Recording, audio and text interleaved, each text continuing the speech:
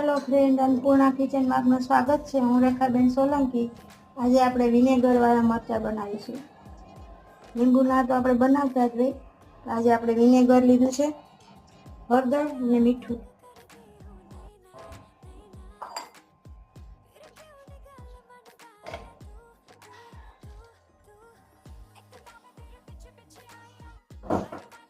મરચાં આપણા સુધારી દીધા છે આપણે। હવે એમાં આપણે 2 ચમચી એવું મીઠું નાખીશું।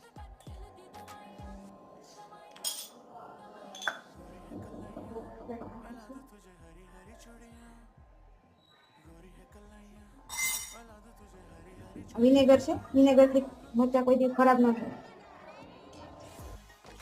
હલાવી દેવાનું, હલાવી દે તો મિત્રો તૈયાર છે આપણા મરચાં। વિડીયો ગમ્યો હોય તો લાઈક કરજો, શેર કરજો, સબસ્ક્રાઈબ કરજો। જય શ્રી